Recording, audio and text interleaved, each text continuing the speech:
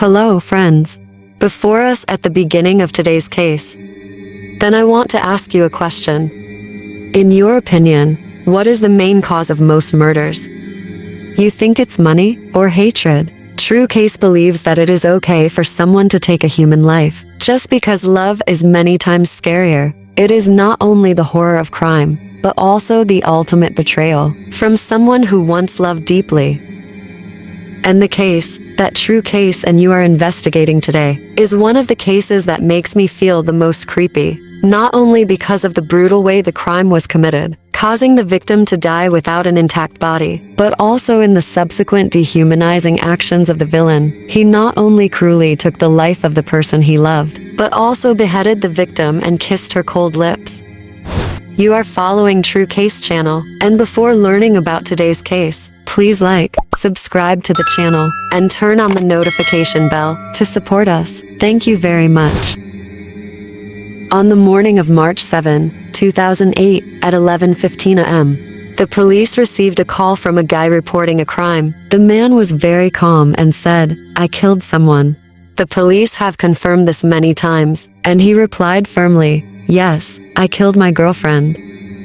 The police arrived at the address he had provided, room 2206, 22nd floor, Sega Building, Takarap residential area. While this police team arrived at the crime reporting location, then the center received a call from a woman saying, "My friend in room 2206 of the Sega Building was assassinated by her lover." At this point, the police are even more convinced there was a murder in this apartment. When the police arrived, they immediately knocked on the door. A man came to open the door and was covered in blood, and then calmly returned to sit on the sofa. In the living room, the police looked around, then discovered red liquid scattered everywhere, from walls, floors, TV cabinets, refrigerators to sofas, and the man's whole body was covered in blood, sitting on the sofa, staring in his girlfriend's direction. What's even scarier is that this woman's body no longer has a head. She was wearing a white shirt and dark jeans, lying in the middle of the living room. The victim was brutally assaulted, and the man sitting on the sofa in the living room was the murderer. He also just called the police to confess. Therefore, the police immediately arrested this man and took him to the police station. The suspect is Liang Beiming, 25 years old, and he studied at Lutheran Church High School for a long time. He lives with his mother, younger brother, and sister at the apartment complex located on Baiwang Street. Liang Beiming is currently unemployed, but he is very eager to learn. He once studied sports and market management, also studied anatomy and criminological psychology. The victim is Li Shui, 18 years old, and she was educated at Return to Kantu High School, currently living with her two sisters and her sister's boyfriend at the apartment where the murder occurred. She studied facility management and worked as a building receptionist of Kakesing Group in Zudixia. In early 2007, about 1 year before the incident occurred, Liang Beiming is studying and working as an assistant at Hongjingwen. By March 2007, Li Shui is studying a facilities management course, so went there to practice. Because Li Shui is young, beautiful, sociable, and cheerful, so Liang Beiming noticed and fell in love with her at first sight. From a quiet person, Liang Beiming suddenly became active and enthusiastically pursued Li Shui when he fell in love at first sight. So, after a few weeks of flirting, they quickly fell in love with each other and start a relationship. After more than a month of dating, that is on May 2, 2007, Li Shui has moved in, lives at Liang Beiming's house, with his mother, younger brother, and sister.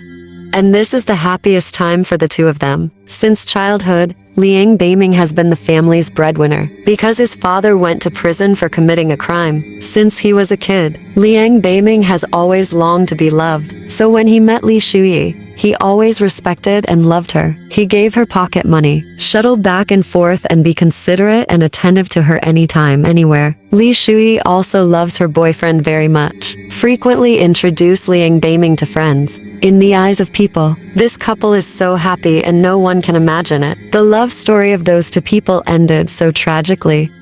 Why does a person always love and pamper his girlfriend, but acted cruelly and then reported to the police to confess? After the two moved back in to live together, Lee Shuyi treated him very well, but he felt she was too playful and too lazy. More importantly, she does not keep distance from the opposite sex. Lee Shuyi often goes out with people of the opposite sex, and there was physical contact, so he was very worried. One day, Lee Shuyi called to announce that she would go out all night and not return. Liang Beiming angrily asked her to go home immediately, but she did not agree, so he found a way to hurt himself. After hearing the news, Lee Shuyi quickly returned home and took him to the hospital. Then the two men reconciled and live happily and peacefully as before. But Liang Beiming is the type of person who likes to control. He often checks his girlfriend's personal phone, and if he feels something is wrong, then he will ask her to explain clearly. Because he interfered too much in Lee Shuyi's private life, so she deliberately provoked him by frequently texting with many other guys, drinking alcohol and smoking. After only 8 months of living together, their relationship was broken and worse. On February 12, 2008, Lee Shuyi quit his job at the Hong Jingwen facility and then switched to being a receptionist at the Kakesing Group building in Zhu Dixia. That day, Lee Shuyi talked to Liang Beiming that she was going to sing karaoke with a female friend named Zheng Chaoru. Liang Beiming didn't seem very concerned at first, because he also knows that friend. But the next day, he suddenly received a phone call from Zheng Chaoru. She said that yesterday when she went to sing karaoke, Lee Shuyi met a 25-year-old guy who worked as a chef and had many intimate gestures with him. They also exchanged phone numbers. Zheng Chaoru didn't feel right, so he called to tell Liang Beiming. At the same time, give him the chef's phone number to clarify all issues. Liang Beiming continued to ask and found out. Lee Shuyi lied. She went to sing karaoke yesterday with Zheng Chaoru and a new group of colleagues. Among them was a colleague who brought along the chef, and from then on, they got to know each other. After knowing that story, Liang Beiming was very angry, so he texted the chef and asked him not to bother his girlfriend. But the chef did not respond from beginning to end, so he couldn't stand it and went to find Lee Shuyi to ask for clarification. But Lee Shuyi thought that Liang Beiming interfered with her freedom to make friends, and even sent a message to the chef without permission, so she felt no need to explain that to him. Liang Beiming is afraid that someone else will steal his lover, so he checked Lee Shuyi's phone every day. A week later, Liang Beiming couldn't stand it anymore, so took the initiative to break up with Lee Shuyi, and Lee Shuyi did not hesitate at all and decisively cut off this negative relationship. After breakup, Liang Beiming realized he was wrong, and always feel regret. Want to save a relationship that was once very happy? He tried to commit suicide twice in the hope of moving Lee Shuyi, but she didn't seem to care, and was even scared. On February 20, Lee Shuyi officially left Liang Beiming's house, and moved to a new house with her sister and her sister's boyfriend, at Siga Building. After Lee Shuyi moved away, Liang Beiming felt very miserable and realized that he couldn't live without Lee Shuyi. So he texted to apologize, and really hoped they would come back, but was denied. On February 24, 2008, Liang Beiming texted Lee Shuyi again, and said he would commit suicide and end his life here. Lee Shuyi was already used to this threat of suicide, so she advised him to give up and stop bothering her. Liang Beiming then called 26 times, but she still did not answer the phone, so he felt hopeless and decided to end his life. He went into the room, took 100 painkillers and used a knife to cut his wrists. Then lay on the bed and waited for death. But by about 12 noon, his mother found his room door locked. She knocked on the door but got no response, so used the spare key to open the door, and found the entire bed covered in blood. Fortunately, the wound was not serious enough to threaten his life. Just stay in hospital for a few days for monitoring. Then Liang Beiming's younger brother informed Lee Shuyi, but still did not see her come to the hospital to visit him. Every day, he sent her countless messages apologizing and begging her to come back to him, but she did not answer. Until March 3, which was 4 days before the incident, Liang Beiming was discharged from the hospital and fired from his job. In just a short time, he lost both love and job at the same time. But Liang Beiming still wants the two of them to get back together, so he called Lee Shuyi more and more often, but she refused to meet him, and advised him not to do anything foolish again. Live more for your mother and two younger siblings. He would rather commit a crime and go to jail, better than suicide to make family suffer. As of the morning of March 5th, Liang Beiming goes to criminal psychology course at the Professional Training Academy of Chinese University, just discharged from hospital to days and still in cast. But he still goes to school. After school, he missed Li Shuyi, so he texted to ask how she was, but she still did not answer. That evening, Liang Beiming arrived in front of Li Shuyi's company to wait for her to get off work. When Li Shuyi just walked out, he ran to see her immediately and asked her to return the phone, the house key, and the money he gave her for pocket money. A total of 12,000 CNY in cash, equivalent to nearly $2,000. Li Shuyi took 3,000 CNY, equivalent to nearly $500, from his wallet, then give it to him and say the rest will be paid in installments. At that time, Liang Beiming thought that if he paid in installments, then he would see her more often, so he agreed. Not long after that, Liang Beiming sent her another message saying, he has nothing to lose and nothing to fear. Li Shuyi told this story to her relatives and found his messages threatening and harassing. So she went to the police, but the incident she reported was not too serious. So the police just handled it perfunctorily for the sake of procedure. The next day, March 6, 2008, he realized he had gone a bit overboard. So he sent a text message to apologize to Li Shuyi. I'm sorry, I didn't come yesterday for that reason. I just want us to be able to remember the happy moments together. I'm really sorry. You are the person I love most in this life. Live well. I will just be your friend. I'm going crazy, and I loved you so much that I hurt you. Sorry to you. Although the apology was emotional, but could not change Li Shuyi's decision.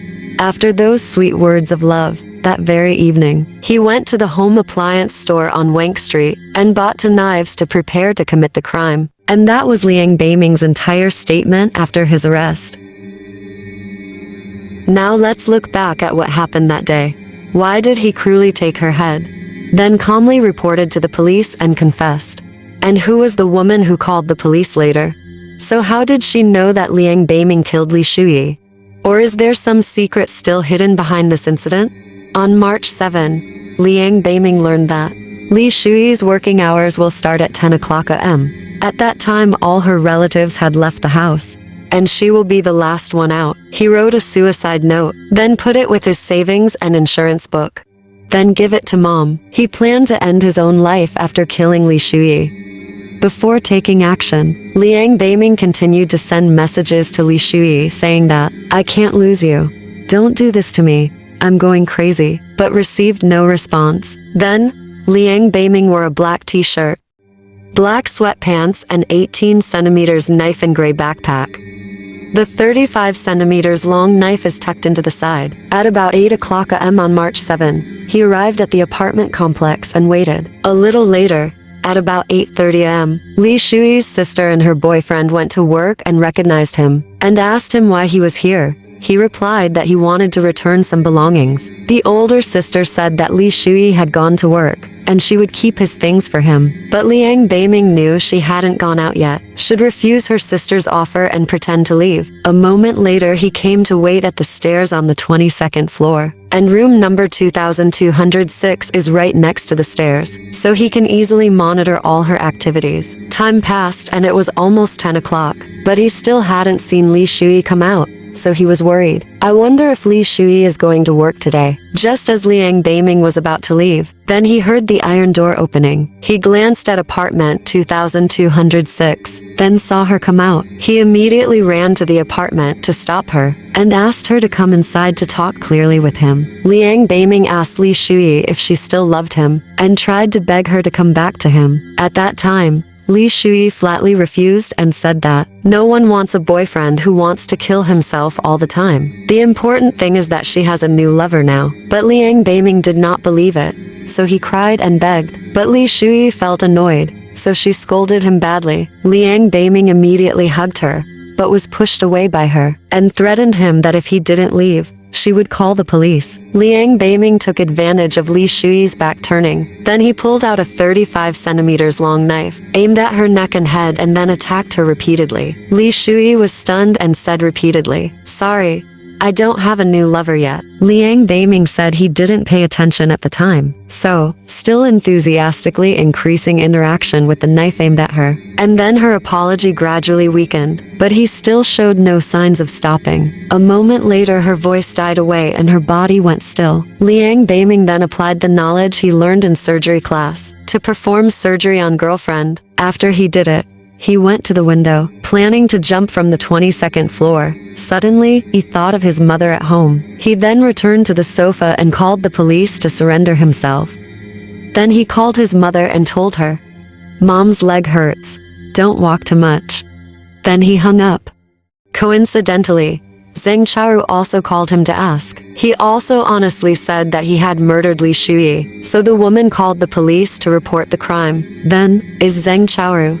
When hearing his cruel and cold plan, everyone felt terrified. However, he did not disclose details of the surgery to the police. Only when he saw a psychiatrist did he reveal the scariest thing. He recounted, "I used both hands to caress the victim's head and kissed her passionately on the lips before dropping her head into the tub." He initially appeared to cooperate with the police, and the police quickly concluded that this was an assassination. However, he later changed his testimony and said that, if she hadn't refused so harshly, he wouldn't have murdered her. He felt hurt and said that after the attack he could not remember clearly what happened. At that time I only knew that I was very miserable. 1 year later, on April 15, 2009, the case was brought to trial in the Supreme Court. The defense attorney argued that at the time of the crime, Liang Beiming has a mental disorder. Psychologists say he suffers from adjustment disorder and depression, but he was still able to perceive his own behavior. Liang Beiming defended himself in court that he just wanted to prove to Li Shuyi that he was willing to give up his life, make her feel touched and come back to him. Liang Beiming hopes she will stop him from committing suicide.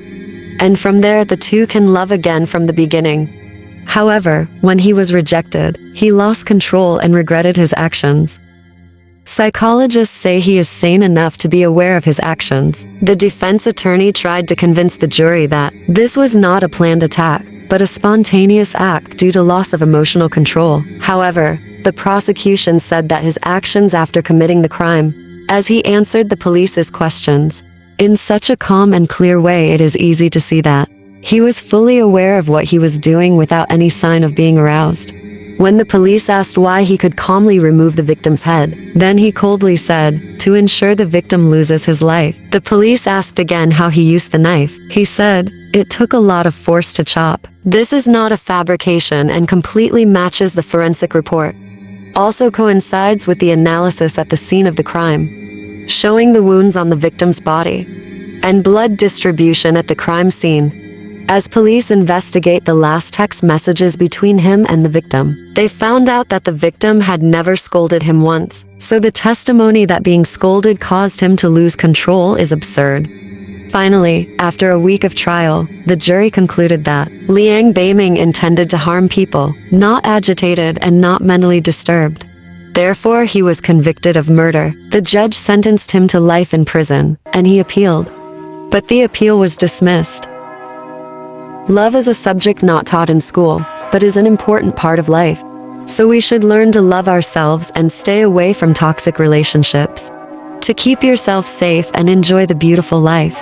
So today's case is over. And what do you think about this crazy love killer? Please leave your comments below to discuss together. And before leaving, don't forget to click like, subscribe to the channel, and turn on the notification bell to update the most classic criminal cases from us. Goodbye, and see you again.